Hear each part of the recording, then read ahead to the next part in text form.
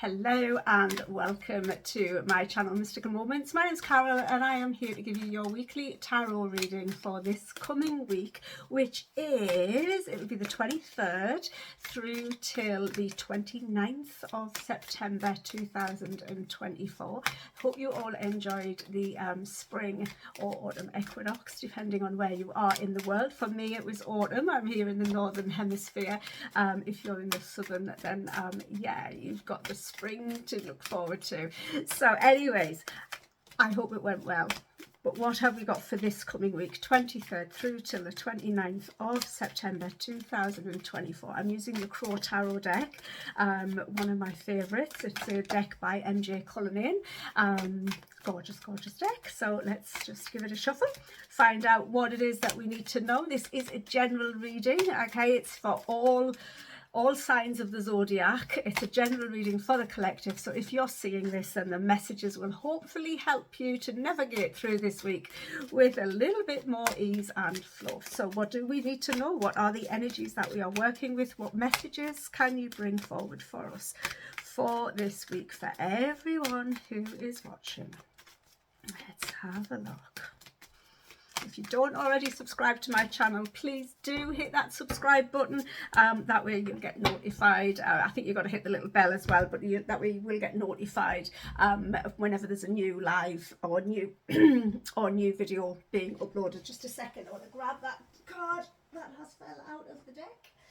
And it is the Queen of Wands. She's a beautiful card. She's a gorgeous energy. So she is bringing some fire into this week, some passion, some love, some desires. She's also bringing a whole boatload of creativity as well, and confidence and strength and compassion.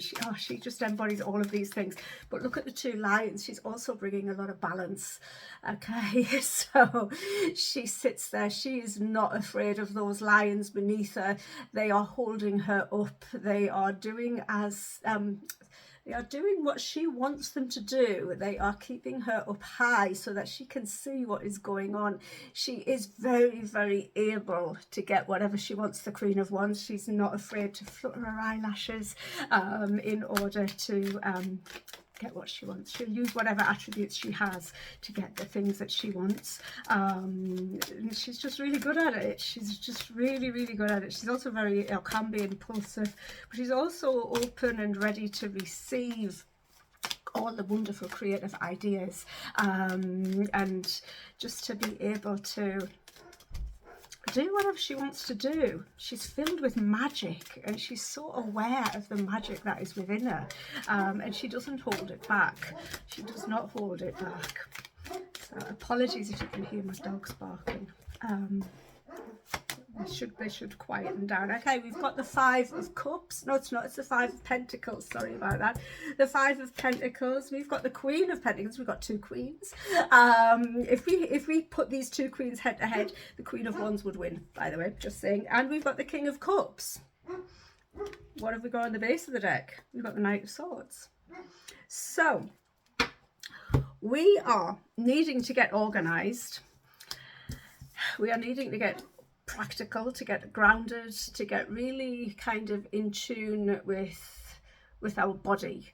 I want to say with the Queen and the King, yes, it could be a romantic reading. It absolutely can. But I am feeling this more on an energetic level, and I feel it's more about getting organized, getting practical, getting grounded and centered, and looking at how you can deal with your emotions that are rising up at this time. Okay, you might be feeling a little bit detached from your emotions, and you're needing to acknowledge them. You're needing to look at them. Where's this all coming from? It's coming from the Five of Pentacles. This is a feeling of lack.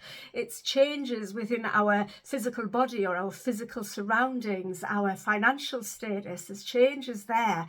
You see, there comes swirling in. We've got, is there three? Yeah, three crows at the top here, and they are looking at the money. Yeah, they are looking at the coins, the pentacles in the tree, but there's two down here that are fishing around for worms. And it's like, there just seems to be a lot of lack there. There's not enough to go around. You might be feeling very isolated, etc., etc. You need to get kind of, as I say, get grounded, get centered, connect with your physical body. okay, and ask yourself why. Ask yourself what it is that we always go through phases, cycles where things are on the up and also where things are on the down, and we like to keep it middle of the line if we can. Yeah, that helps us to just cruise along nicely. It looks like we're on a little bit of a down at the moment, but it's more about the changes in the physical, as I say, where that's health, the financial, your physical situation, where you are, etc., etc., in this world. It might be to do with work as well, but needing to get grounded and to get really practical and organized so that you can step back into your physical body and connect with the emotions, connect with the King of Cups. If this is love for you, okay, then this is a female or a feminine energy who is very grounded. She's very practical, she's very organized, she's very caring, she's very loving, she's very nurturing. And she's gorgeous. She's absolutely gorgeous. And the King of Cups is somebody who is really in tune with his emotions.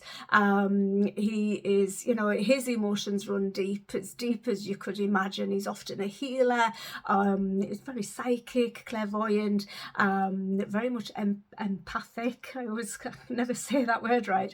But he doesn't allow his emotions to overwhelm him. He is in control of his emotions. Okay, so when we're looking at it as a couple in the physical world, then that's the two characters that we are looking at there, and they are needing to connect more strongly. And if we're looking at it as energy, it's about connecting our physical body with our emotional, spiritual body, and really deepening that connection and bringing everything together beautifully. Okay, they're both looking in different directions, but they're facing, so their bodies are facing, but their heads are turned away from each other. So they're needing to come together, need a meeting of minds. I feel like the hearts is already there, but the minds are not. And it needs to move quickly because we've got that Knight of Swords on the base of the deck. Again, if we're looking at people, the Knight of Swords, this could be somebody who's a bit younger, somebody who's very chatty, very witty, very intelligent, but sometimes doesn't always kind of know when to stop. They can just come charging in, they can say the wrong things, sometimes they say the right things, sometimes they've got wonderful ideas, but they tend not to know what to do with them. Sometimes there's information missing, or they're acting upon impulses. Because they are very quick to react. Yeah, as when we step into the Queen and the King energy, they've matured, they know how to kind of rein things in, and sometimes we do need to rein things in when the Knight of Swords comes in. However, sometimes we do need to move quickly. So there might be some information that you're needing to act upon really, really quickly in order to overcome the challenges, the changes that you're seeing in the physical world. We definitely need to connect emotionally and physically, bring those two parts of ourselves together, okay, in order to succeed, because under the Knight of Swords is that success card of the Six of Wands, bringing more fire. So we're starting and we're ending the reading with fire. We need to figure out what it is that gets us fired up. Where is that spark within us? I feel like maybe it's been extinguished by this feeling of lack and the rain that's coming down. But it's whatever it is, get creative. Creative thinking will really help you to get grounded, will really help you to connect physically with the emotional parts of yourself, okay? Be confident, be compassionate, okay? Really be compassionate. There's a lot of mature energy here, okay? Maybe the maturity is kind of slowing things down, because as we mature, we gain upon, we bring upon more responsibilities within ourselves, etc., etc., and life can get heavy. Maybe we're needing to just lighten up a little and do things off the hoof, be spontaneous, take action upon the ideas or the messages that we're receiving, okay, and do it quickly. But remember, we've always got to think things through, okay? I do feel there's lots going on under the surface here. That Five of Pentacles, it really did feel like the Five of Cups when I brought it out. So I do feel like some deep emotional undercurrents running through this week, but we can absolutely succeed in this week. We've got lots of success cards here, the Two Queens and the King and the Six of Wands, all suggesting a successful week ahead, because we've got what we need and we just need to start using what we have, connecting with each other. None of these are looking at each other, okay? None of them are looking at each other. if we put the Queen of Wands next to the King of the Queen of Pentacles, they are looking towards each other, but in the order that they came out. So maybe the Queen of Pentacles needs to look more to her creative side, needs to have a little bit more fun, be a little bit more compassionate. The Queen of Pentacles generally is compassionate because she's very nurturing and caring, but maybe she's not giving that compassion to self. Maybe she's forgotten the magic that's within her and she's too bogged down with the real world, if we like. So we're definitely needing to make some deeper connections this week, thinking about the emotional undercurrents that you're dealing with at the moment and looking at how we can bring those up to the surface so we can release them, so we can heal them. That King of Cups is a healer, so he's coming to help you with that. So you might want to take some advice from someone like the King of Cups who can help you. Okay, it can't just be all work and no play. We got to get out and play. We got to get creative, do the things that we love to do. It will help us to find the balance that we are looking for, and also it will help to build our confidence, and just enjoy us, allow us to enjoy the magic that is not only within us but is also all around us, because it is there. We just got to look for it. Okay, let's have a look at some oracle cards. I've got the Health and the Law of Attraction deck here. This is from Esther and Jerry Hicks. A beautiful deck that was gifted to me by a gorgeous friend of mine. And I've also got this new oracle deck. This is Mystical Healing Oracle, and it's by Segal. I hope I've pronounced that right. So let's start with the new deck. Let's have a look. I got this deck because I just felt I loved the feel. I'm all about the feels. I love the feel of the images on the deck. I will do a little review of it later in the week, so that you can see all of the cards. But it's a gorgeous deck. So what can the Mystical Healing Oracle bring into this reading for this week for the general collective? What can you offer into this week? What words of wisdom can you bring us? Let's have a look. We have step into the unknown. Yeah, we're kind of, feels like we're between worlds there, doesn't it? And yeah, be ready to step into that. There's doorways opening. You hold the key. Okay, you hold the key. That's what's really coming forward from that. But step into the unknown. Don't be afraid. Sometimes it's good to do things differently, whether it's just taking a different direction on your route to work or wherever it might be that you're going, or whether it is doing something completely different altogether. It's okay to, step into the unknown, to do things differently, to go in a different way. It is absolutely okay. We don't always need to know what is on the other side of that door. This person here in the card is blindfolded. She's literally stepping into that blindfolded. She doesn't know what waits outside. She doesn't even know how far down that step might take her or how far up. And it doesn't really matter. What matters is that you have that experience of doing something different. Synchronicities might occur, okay? But you hold the key. You hold the key. It's up to you. If you are sick and tired of the mundane, of doing the same old things in the same old way every single day, then it's time to do things differently. Definitely time to do things differently. Okay, what have the Health and the Law of Attraction cards got to add into this? If you don't, if you're not aware of Esther Hicks, then please do look for her on YouTube and Facebook. She's all over social media. Esther/Abraham Hicks. Beautiful, beautiful understanding of law of attraction. I'm not just talking about manifesting money either. I'm talking about manifesting a far better experience here on this life plane. But what message have they got for us for this week?